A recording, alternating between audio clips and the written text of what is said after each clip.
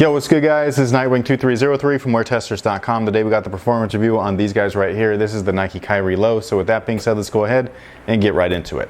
Why did I do that? Why did I do that? That's the sign off thing. That's the sign off thing. How would you describe this? Kind of reminds me of when Mystique changes, the little... I've used that way too many times. It reminds me. Okay, little Timmy.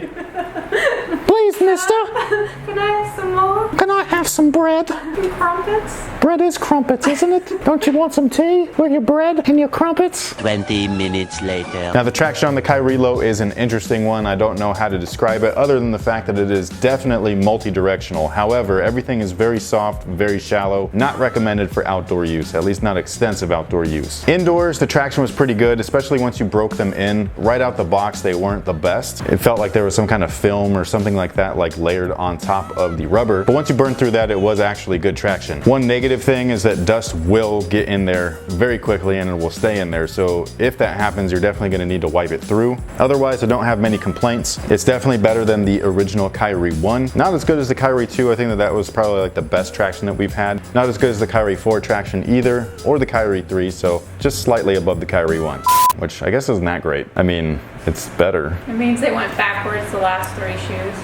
I don't know. It's just like, because like the Kyrie 2 is like the GOAT as far as like traction of the Kyrie line. The Kyrie 4 is like a close second, then the 3, and then I put these like right behind that. But definitely not bad like the 1. The 1 was like good when I first played in them, but when I played in that like hybrid shoe, not good at all. Like it was not like what I remembered. The cushion on these guys is something that is considered an upgrade because we do have heel and forefoot cushion, both of which are Zoom Air. However, I couldn't really feel any of it, which is weird. A friend of mine has the black pair of these and his felt great. Like when I tried them on, I was like, man, those feel super springy, super comfortable. My pair, not so much. I don't know if it's just an inconsistency within the shoe itself, but that was just my experience with them. The outsole right here is rounded. I really don't like that, but I do understand it. It allows you to maneuver a little bit easier because it is rounded, so it's like basically like pushing you in one direction and all that stuff, which is what some players do like. I just personally don't like that. I like the feeling of stability underneath my feet, which is something that a rounded outsole does not provide me with.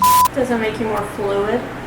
I'm not fluid anyways, man. I'm just like this is for like somebody like Kyrie, where like you'd probably never seen him play, but like the guy just moves everywhere. He'll make like 3 pivots in one single, like as he's literally crossing over everybody. I don't do that. I'm very much like curling around a screen and setting up my feet for a shot or something like that. I don't need this. So, but people that play like him though, like I can understand, or they think that they play like him. There's a lot of people who are like, I'm shifty like Kyrie. I'm like, no, bro. You're not. Kyrie's on a different level of shifty.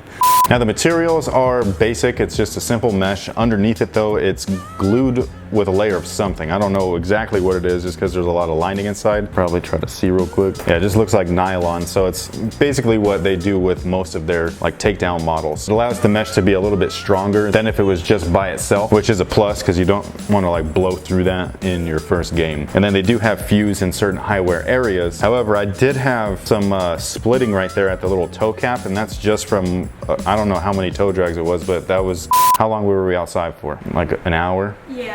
Yeah, so like I was just playing around by myself too. I wasn't even like competing. And I've already got this little area right there splitting off from the material, which is not a good thing. It's not on both my pairs, which is a good thing, but it's definitely on one of them, which is a huge letdown. And then we have this strap right there. It's interesting. It's not like super necessary, but at the same time, it does contain this little forefoot area for lateral movements. Something that I don't like though is the actual Velcro patch or whatever. I wish that they were reversed or it was something different altogether, maybe a buckle or something like that, just because this area has completely chewed up my laces and they already are cheap laces. It's just one of those weird things. The only bonus that it has is that it's like easy to carry your shoes together, which is stupid, but I mean that's the only bonus that it has besides attaching the strap to that area over there. The fit overall is true to size. Wide footers, you might want to go up half a size or just skip the shoe altogether because they are definitely on the snug side. I do like the way that they fit. If I was going to compare them to any of the past Kyries, it would be the 1. To me, they just feel the most similar as far as like the overall fit around your foot. The lockdown to me is just basic, nothing special. The laces are standard. We've seen this before in previous Kyrie's and it works exactly the same. The strap, like I was saying before, it doesn't do a ton, but what it's mostly there for is for lateral movements at the forefoot. It's not for like overall lockdown and all that stuff. So, you know, it is what it is. It could have been fine without it, but the fact is that it is there, and for what it's there for, it does an okay job at it. It's not anything mind-blowing. The support on the shoe is decent. I know a lot of people don't expect that out of a low top sneaker because for whatever reason they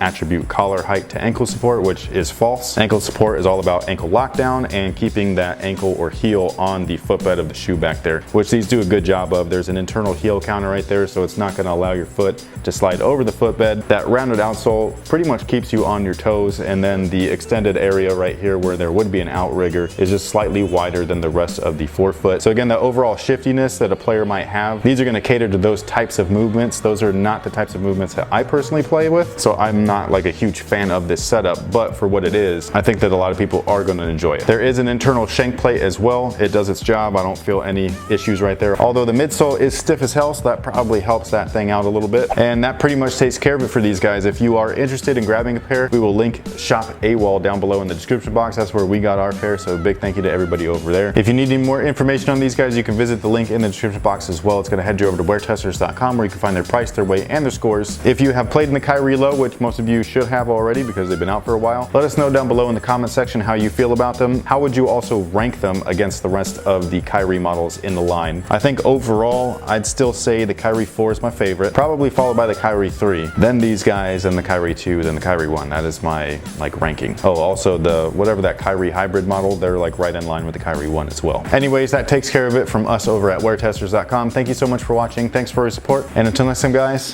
have a good one.